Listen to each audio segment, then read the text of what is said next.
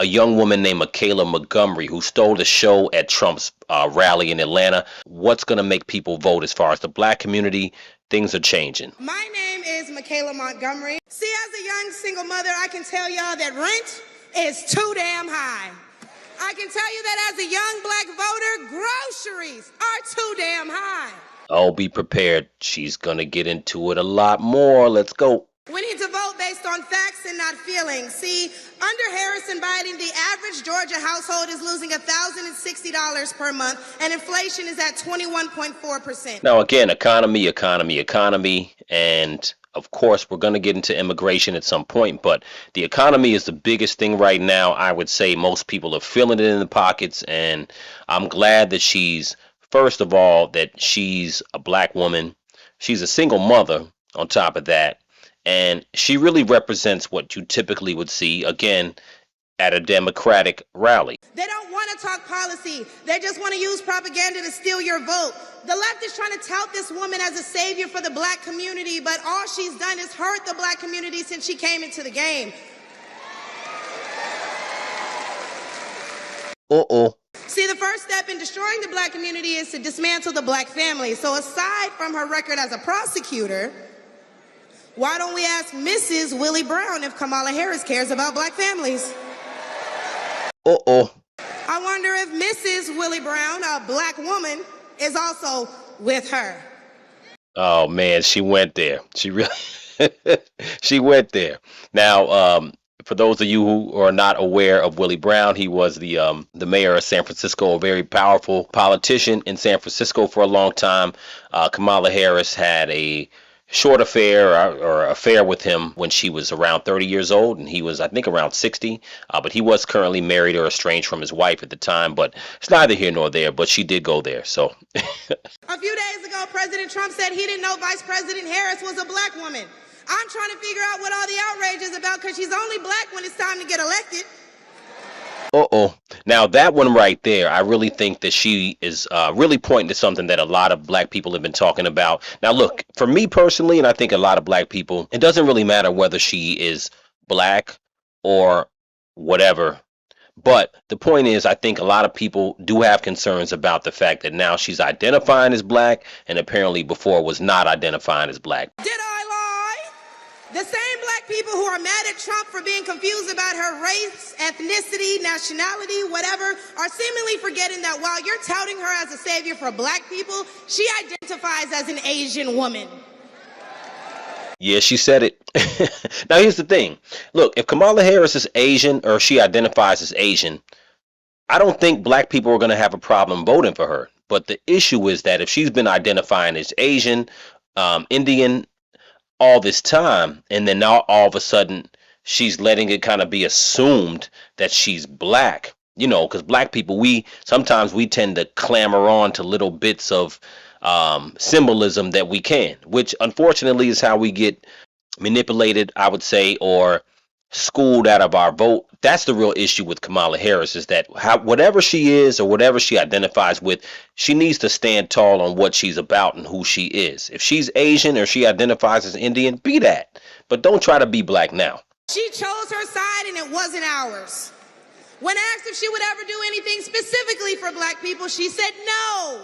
Whereas Trump gave us the Platinum Plan, which specifically uplifted the black community by increasing capital by almost $500 billion, creating 500,000 new black businesses, and would give black churches the ability to fight for federal resources for their communities. Let's stop there. Now, everything she said about Trump was facts. Everybody knows this. Now, Kamala Harris did say she couldn't do anything specifically for black people. And look, this is what it really comes down to. The government can do specific things for specific people. They have. They've done it for the LGBT community. They've done it for the Asian community. They've done it for other communities. It's all good. It can be done. But to act like it can't be done is a problem. But she does want that vote now. You know, that's why we had Meg Thee Stallion twerking about a week ago when she was in Atlanta. And we had all the quote unquote things that you would pander to the young black vote. And why are we acting like strong borders aren't a thing literally everywhere else in the world? Since when has being patriotic been a crime? See, a few weeks ago at the debate, Trump mentioned black jobs. And a lot of people got in an uproar as if they didn't know what he meant. Well, Uh-oh, here we go. We go to the polls and cast our black vote. We go to the stores and spend our black dollar. We live in our black community, but for whatever reason, we draw the line at a black job. Now, let me pause her right there. I had this same conversation a couple days ago with my wife. That kind of bothered me about the black jobs because I feel like we're acting like we don't understand what black jobs mean. Anybody who's an adult who has any level of general intelligence, we understand the context of what a black job is. A black job is a job that's held by a black person, right? So if you have 15 million migrants coming over who are mainly being dropped off in where?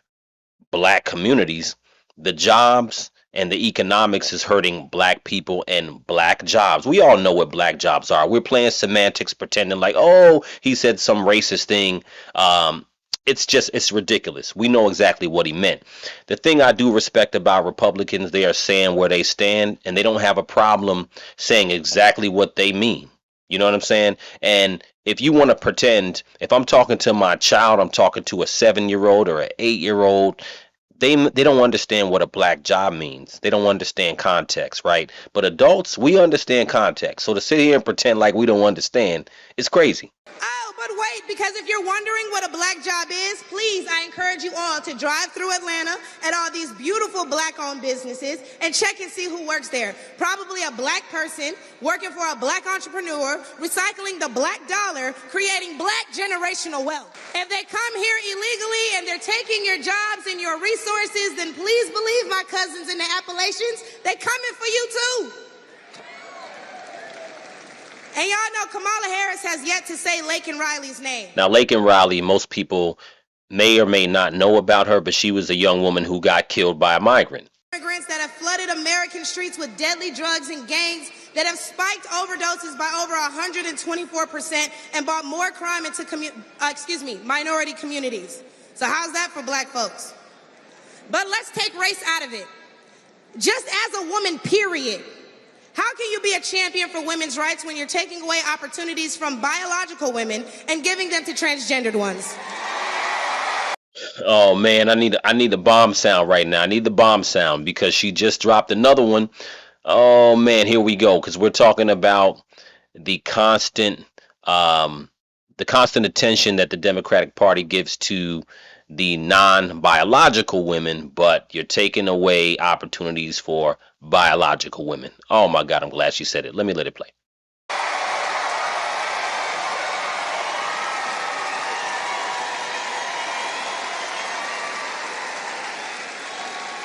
I'll wait, y'all, because I wasn't done. See, how can you promote equity for women and you're allowing men to play in women's sports? Please let me stop it right there. Look, that's so true. They're taking it too far. The Dems have been taking it way too far. Biological men, I don't care what you call yourself, you know what I mean? But anybody biologically born a man should not be playing women's sports. It's ridiculous. It's getting too crazy. I had a conversation with my wife a couple of days ago about the Olympic boxer, a biological woman, a real woman who was fighting against a trans man, or excuse me, a trans woman, somebody who was born a man and now identifies as a woman, and is in there boxing with a woman. And the biological woman was like, I'd never been hit that hard before.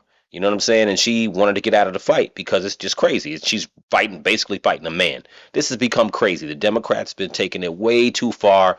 They try to bundle all this into gay rights, and then they try to bundle that into a larger umbrella of civil rights, which they try to bundle into all of African American issues in the country. They've been doing this for a long time, and it's ridiculous. I'm so glad that she's speaking on this. And again, this is coming from a black woman. And what kind of feminist would still allow men to enter their sacred spaces, i.e. our bathrooms and school locker rooms?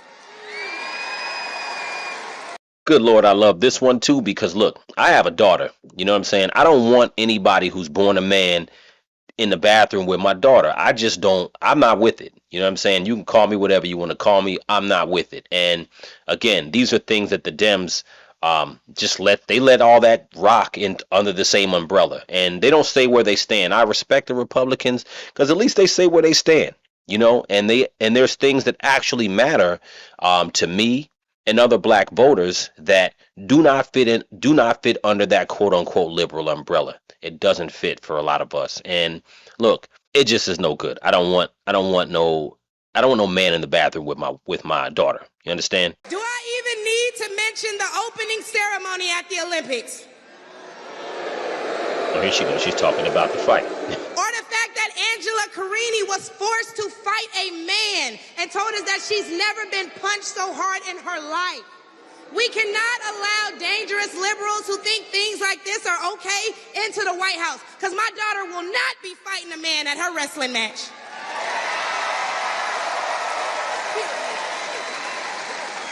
So the thing about this, when I compare this to the speech last week, to me, again, it underscores the difference between the Democrat Party and the Republican Party, because here you have, and now I'll tell you right now, the imagery of having a black woman, because the message right now has been that, black men are voting for Trump and all the black women are voting for their sister, aka Kamala. It's just not true. And I think that this imagery of having a black woman up here speaking about particular things that black people talk about. We talk about these things in our houses, at the barbershop, beauty shop, wherever, at work. We talk about all these things. The automatic vote that the Democratic Party has been getting from black people, those days are over.